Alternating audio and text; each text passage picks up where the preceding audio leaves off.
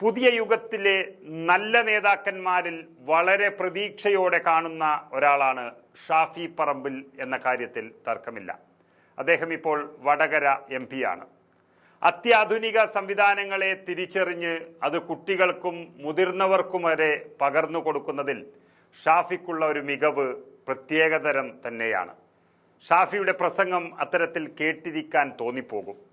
AI കുറിച്ചൊക്കെ എത്ര വ്യക്തതയോടെ പറഞ്ഞു മനസ്സിലാക്കാൻ ഷാഫിയെ കൊണ്ട് ആകുന്നു എന്നുള്ളത് വളരെ കൗതുകത്തോടെ നോക്കി നിൽക്കുകയാണ്.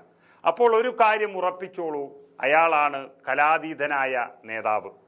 ഷാഫിയുടെ പ്രസംഗത്തിന് കേരളത്തിൽ മാത്രമല്ല പാർലമെന്റിൽ വരെ ഇന്ന് വലിയ ജനക്കൂട്ടമാണുള്ളത്. ഷാഫിയുടെ ഒരു പ്രസംഗത്തിന്റെ ഏതാനും ഭാഗങ്ങൾ നമുക്ക് കേട്ടുനോക്കാം. ഇത് സ്കൂളിലെ ആദ്യത്തെ പ്രോഗ്രാമാണ്.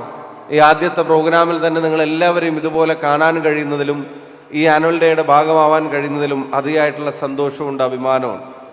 നമ്മുടെ സ്റ്റുഡൻസിനെ, നമ്മുടെ വിദ്യാർത്ഥികളെ മറ്റെല്ലാ കാലത്തേക്കാളും കൂടെ എല്ലാ വേഗതകളെയും മാറ്റങ്ങളെയും അഡാപ്റ്റ് ചെയ്യാൻ പഠിച്ചൊരു ജനറേഷന് അവരെ നാളെയിലേക്ക് ഒരുക്കാനുള്ള ശ്രമങ്ങളുടെ ഭാഗമായിട്ടാണ് ഇതൊക്കെ നടക്കുന്നത്.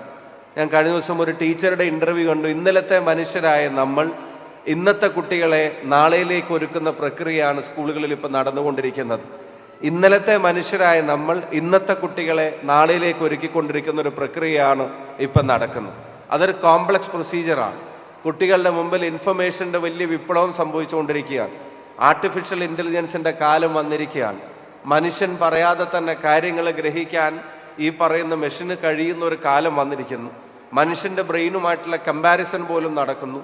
കുറച്ച് പുസ്തകങ്ങൾ പറയുന്നത് കുറച്ച് വർഷം കഴിയുമ്പോഴത്തേക്കും അതിനെ ഓവർകം ചെയ്യുമെന്ന് വരെ പറയുന്നു. ഗവൺമെന്റുകളും സ്ഥാപനങ്ങളും ഒക്കെ ആർട്ടിഫിഷ്യൽ ഇന്റലിജൻസിന് വേണ്ടി അതിനു വേണ്ടിയുള്ള പ്രവർത്തനങ്ങളും കാര്യങ്ങളും അതിന്റെ മുന്നൊരുക്കങ്ങളും നടത്തിക്കൊണ്ടിരിക്കുന്നു. അതുണ്ടാക്കാൻ പോകുന്ന തൊഴിലവസരങ്ങളെ സംബന്ധിച്ച് ചിന്തിക്കുന്നു. അത് കാരണം നഷ്ടപ്പെട്ടു പോയേക്കാവുന്ന തൊഴിലവസരങ്ങളെ കുറിച്ചൊക്കെ ചിന്തിക്കുന്നു. ഇപ്പൊ ലോകത്തിന്റെ എല്ലാ കോണിലുമുള്ള ആളുകളുമായി സംവദിക്കാൻ സ്വന്തം മൊബൈലിലെ 6 ഇഞ്ച് സ്ക്രീനും 2 GB ഡാറ്റയും മതിയെന്നുള്ള ഒരു കാലത്തേക്ക് കുട്ടികളെ വരുമ്പോൾ അവരെ നാളത്തെ പൗരന്മാർ എന്ന് പറഞ്ഞ് മാറ്റി നിർത്താൻ നമുക്കിനി സമയം കിട്ടിക്കൊള്ളണമെന്നില്ല. ഞാൻ ഉറച്ചു വിശ്വസിക്കുന്നു, നമ്മുടെ വിദ്യാർത്ഥികൾ നാളത്തെ പൗരന്മാരല്ല, അവർ ഇന്നിന്റെ തന്നെ പൗരന്മാരാണ് എന്നുള്ളത് ഈ കാലം നമ്മളെ പഠിപ്പിക്കുന്ന പ്രധാനപ്പെട്ട കാര്യമാണ്. ഇൻഫർമേഷന്റെ ഫ്ലോ എന്ന് പറയുന്നത് മുതിർന്നവരിൽ നിന്ന് താഴോട്ട് എന്നുള്ളത് മാത്രം എന്നുള്ളതൊക്കെ മാറി മറിയുകയാണ്. അതിന് പകരം താഴെ തട്ടിൽ നിന്ന് മുകളിലേക്കും അത് മാറും. കുട്ടികളിൽ നിന്ന് ആളുകൾ കാര്യങ്ങൾ പഠിക്കുകയാണ്. പണ്ട് വീട്ടിലൊരു ഫോൺ വന്നാൽ അത് കുട്ടികൾക്ക് കളിക്കാനുള്ളതല്ല എന്നാണ് നമ്മൾ പറഞ്ഞിരുന്നത്. ലാൻഡ് ഫോണിന്റെ കസ്റ്റോഡിയൻസ് എന്ന് പറയുന്നത് പലപ്പോഴും വീട്ടിലെ മുതിർന്നവരായിരുന്നു. അവരാണ് ഫോൺ എടുക്കുന്നത്, അവരാണ് ഫോണിൽ സംസാരിക്കുന്നത്.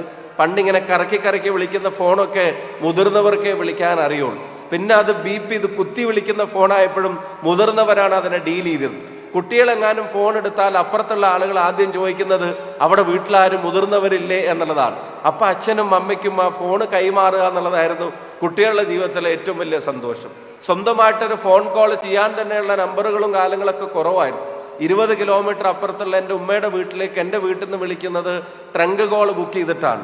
എക്സ്ചേഞ്ചിലേക്ക് വിളിച്ചിട്ട് തിരുവേഗപ്പുറം എക്സ്ചേഞ്ചിലെ 36 കണക്ട് ചെയ്യാൻ പറയും. എന്നിട്ട് ഫോൺ അവിടെ വെക്കും. എന്നിട്ട് ഈ ലേബർ റൂമിന്റെ മുമ്പിൽ കാത്തിരിക്കുന്ന പോലെ എല്ലാവരും കൂടെ ഫോണിന്റെ അടുത്ത് നിൽക്കും. അപ്പൊ എക്സ്ചേഞ്ചിൽ നിന്ന് തിരിച്ചു വിളിക്കും. അപ്പൊ എടുത്ത് സംസാരിക്കുക. ഇപ്പൊ എടുത്ത് സംസാരിക്കുമ്പോഴൊക്കെ നമുക്ക് വലിയ കാര്യമാണ്. അപ്പൊ നമ്മളെ വീട്ടുകാരാണ് പഠിപ്പിക്കുന്നത്. ആദ്യം ഇങ്ങനെ 1 കറക്കണം, പിന്നെ ഇങ്ങനെ 9 കറക്കണം, പിന്നെ ഇങ്ങനെ 8 കറക്കണം. 198 വിളിച്ചിട്ടാണ് എക്സ്ചേഞ്ചിലേക്ക് വിളിക്കുന്നത്. എന്നിട്ട് തിരുവേഗപ്പുറം എക്സ്ചേഞ്ചിൽ 36 കണക്ട് ചെയ്യാൻ പറയും.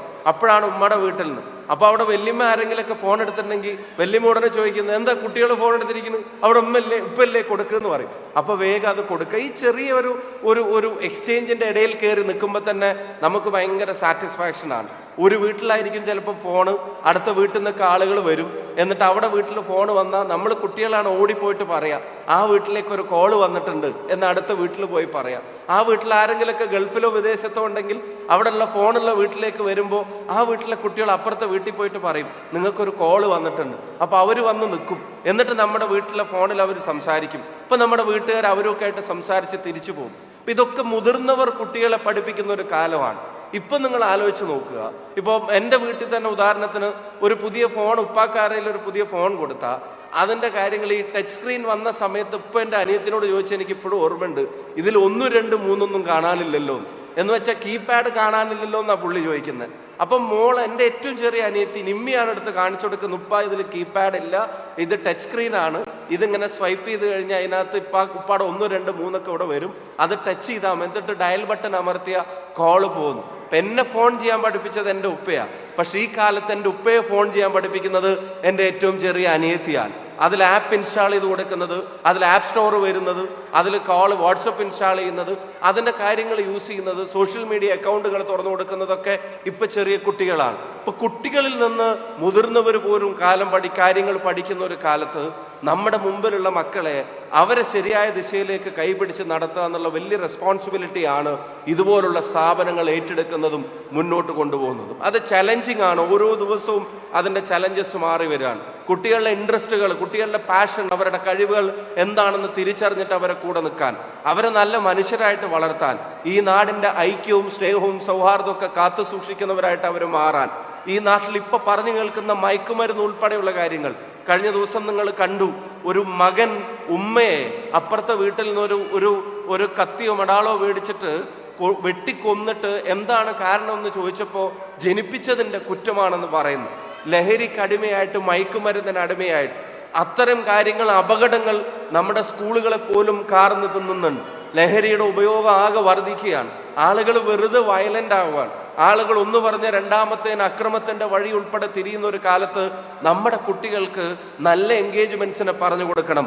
അവരറിയണം ഈ കുടുംബവുമായി ചേർന്ന് നിൽക്കുന്ന നിമിഷങ്ങൾ അതിന്റെ ലഹരി എന്താണ്. അവരറിയണം വേറൊരാളെ സഹായിക്കുമ്പോൾ അയാളുടെ മുഖത്തുണ്ടാവുന്ന ഒരു ചെറിയ പുഞ്ചിരി അത് എത്രത്തോളം വലിയ ലഹരിയാണ്. അവരറിയണം ലയണൽ മെസ്സിയുടെ മനോഹരമായ നീക്കങ്ങളും ഡ്രിബിളിങ്ങും ഗോളും അതിനേക്കാൾ നല്ലൊരു ലഹരിയും ഈ മയക്കുമരുന്നിനൊന്നും തരാൻ കഴിയില്ല.